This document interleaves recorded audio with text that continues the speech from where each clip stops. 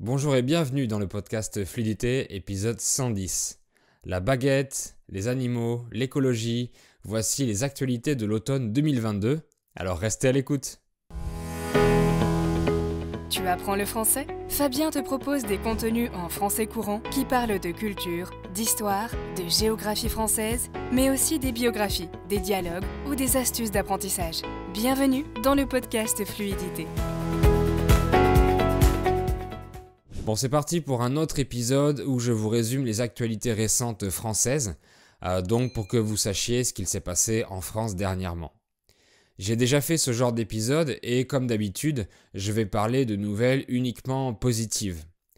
En effet, il y a de bonnes nouvelles dans le monde, sauf que personne ne vous en parle parce que c'est pas vendeur, ça fait pas vendre, vu que l'être humain est beaucoup plus attiré par ce qui est négatif. C'est aussi pour ça que dans les films, il y a toujours une partie triste et négative, alors que s'il y avait des films où tout se passait bien, personne ne les regarderait. Mon but n'est pas de faire plus de vues, mais c'est de vous apprendre du français, et vous apprendrez quand même du français avec des actualités positives. Première info en France, début septembre, le gouvernement français a confirmé que le bouclier tarifaire allait être maintenu en 2023. Alors, qu'est-ce que c'est le bouclier tarifaire ? Un bouclier, c'est cet accessoire en bois ou en métal qu'utilisaient les chevaliers pour se protéger durant un combat, ou les soldats aussi. Et le bouclier tarifaire, c'est une protection mise en place par le gouvernement pour combattre l'inflation et empêcher une hausse trop importante des prix. Et ça concerne les tarifs du gaz et de l'électricité en France. On sait qu'il y a eu une forte inflation des prix depuis le conflit en Ukraine, qui a provoqué une hausse des prix inquiétante. Alors avec ce bouclier tarifaire, la hausse du prix de l'électricité est par exemple limitée à 4%, et a priori elle serait de 100% si ce bouclier n'avait pas été mis en place. Donc c'est un dispositif qui va continuer en 2023. Et c'est une bonne nouvelle pour les ménages français, presque tous concernés dans ce cas. Et dans le même thème, le gouvernement a annoncé une autre mesure pour aider les Français dans cette crise énergétique, le chèque énergie. Alors c'est une aide financière qui sera versée à environ 12 millions de ménages français éligibles. On utilise le verbe verser pour dire qu'on dépose de l'argent sur un compte bancaire. On fait alors un versement bancaire. On peut dire aussi un virement bancaire. Même si le nom du dispositif est chèque, ce ne sera pas un chèque papier qui sera envoyé par courrier au foyer. C'est encore mieux puisque les foyers éligibles n'auront pas besoin de faire de démarche pour obtenir ce versement. Il sera déposé automatiquement sur le compte bancaire dans le courant du mois de décembre. C'est un montant de 100 € qui sera versé pour des Français qui ont déclaré des revenus modestes, donc entre 10 800 et 17 400 € pour l'année 2021. En plus du chèque énergie, ceux qui se chauffent au fioul ou au bois recevront un versement de 200 € au lieu de 100. Le fioul, c'est l'autre nom pour dire le pétrole, tout simplement. Et se chauffer au bois veut dire qu'on a soit une cheminée, soit un poêle à bois. Un poêle, c'est un nom masculin pour parler de ce gros appareil de chauffage dans lequel on met un combustible, donc du bois ou du pétrole. À ne pas confondre avec une poêle, un nom féminin, pour désigner cet ustensile de cuisine dans lequel vous mettez des aliments pour les faire cuire ou pour les faire sauter. Une autre nouvelle qui arrive tous les ans à environ la même date, c'est la trêve hivernale depuis le 1er novembre. Une trêve, c'est une pause, un temps d'arrêt temporaire de certaines activités ou de quelque chose de difficile ou de pénible. Et hivernale, qui veut dire d'hiver. Cette trêve hivernale est un terme très utilisé dans le monde de l'immobilier parce qu'elle concerne les expulsions. Donc depuis le 1er novembre, même si ce n'est pas encore l'hiver, et jusqu'au 31 mars de l'année suivante, les expulsions des locataires sont impossibles. Ce qui veut dire que si un locataire ne paye pas son loyer, son propriétaire ne peut pas le faire expulser. Les autorités judiciaires devront attendre le 1er avril pour expulser du logement les locataires qui ne payent pas. C'est une mauvaise nouvelle pour certains, mais une bonne nouvelle pour d'autres. C'est pour ça que pour louer leur logement en France, les propriétaires peuvent souscrire à une assurance loyer impayé pour que l'assurance leur paye les loyers si le locataire ne le fait pas, alors qu'il ne peut pas être exclu du logement. Et ça rend parfois difficile les procédures de location pour nous les locataires. Ensuite, je voudrais vous parler des tickets restaurants. Alors, qu'est-ce que c'est ? C'est un moyen de paiement qu'on peut utiliser pour payer des produits alimentaires au restaurant ou au supermarché quand on fait ses courses. En fait, c'est un avantage social qui est donné par les entreprises à leurs salariés. C'est sous la forme de petits tickets en papier rassemblés dans un carnet. Un carnet, c'est comme un tout petit livre. Le montant de chaque ticket restaurant est librement déterminé par les entreprises, mais c'est en moyenne 10 €. Je vous parle des tickets restaurants parce qu'il y a un plafond d'utilisation par jour. C'est-à-dire qu'une personne ne peut pas en utiliser autant qu'elle veut quotidiennement. Il y a un montant maximum à respecter, donc on appelle ça un plafond, comme le plafond de votre chambre. Le plafond avait déjà été augmenté à 19 € en juillet et il est maintenant passé à 25 € depuis le 1er octobre 2022. Donc si vous êtes fort en mathématiques, ça fait une augmentation de 31%. Et c'est aussi une bonne nouvelle pour les consommateurs. On continue avec une autre augmentation, c'est l'allocation de soutien familial. J'ai déjà utilisé ce mot allocation dans un autre épisode qui parlait d'actualité. Une allocation, c'est une aide qui nous est allouée, qui nous est donnée. Cette allocation de soutien familial, c'est donc une somme qui est versée mensuellement à un parent pour l'aider à élever un enfant de moins de 20 ans, sous condition bien sûr.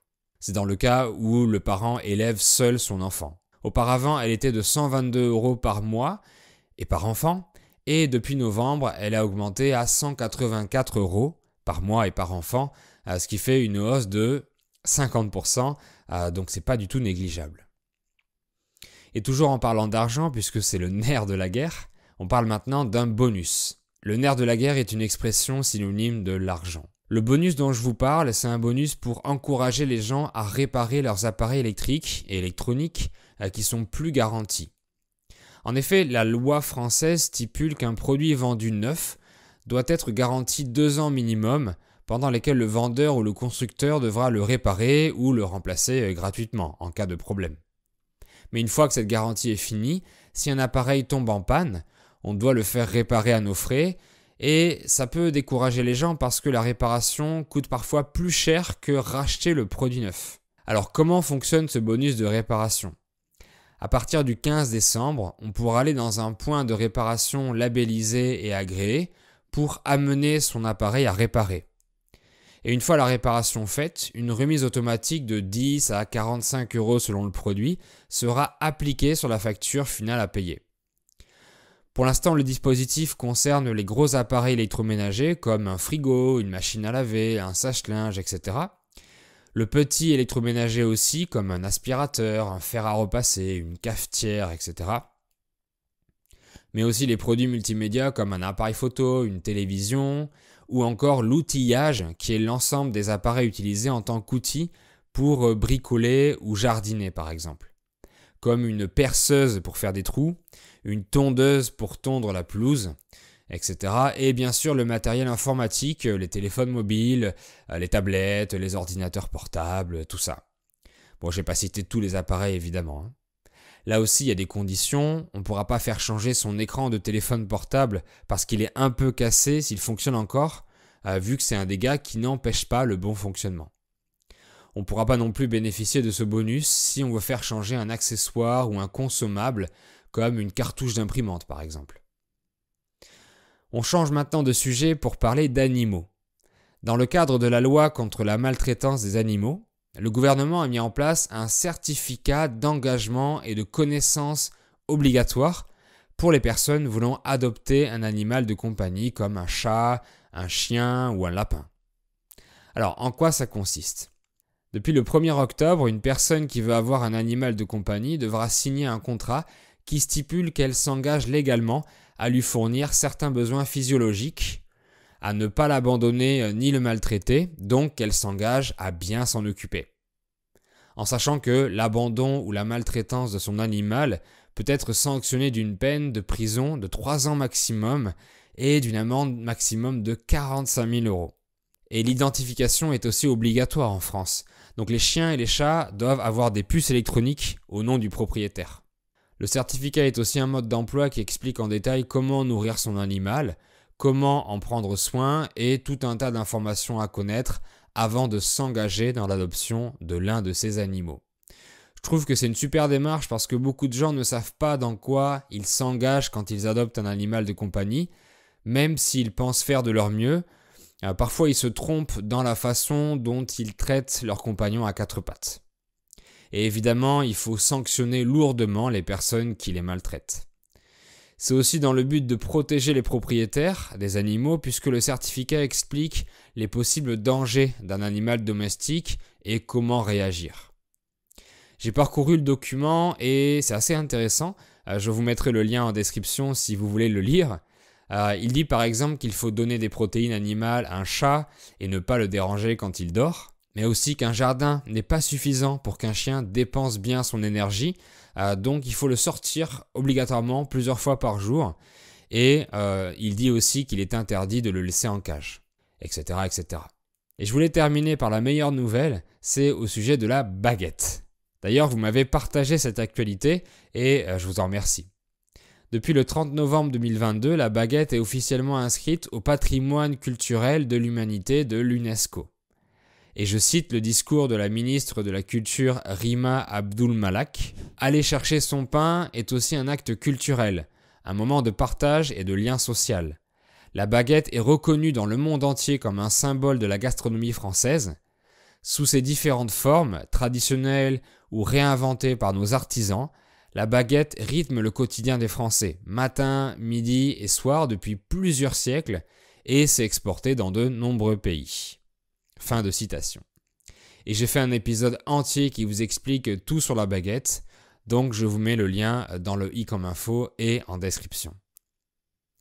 Et maintenant, je vous invite à rejoindre notre club VIP. C'est une page Patreon où vous avez du matériel additionnel pour approfondir mes contenus et mes vidéos et devenir meilleur en français. Alors pour chaque épisode ou contenu, vous avez la liste du vocabulaire, les transcriptions bilingues, la version audio MP3 et un cours privé où j'explique la grammaire que j'ai utilisée en contexte. Le club VIP, c'est aussi une communauté de plus de 300 membres maintenant et je les remercie.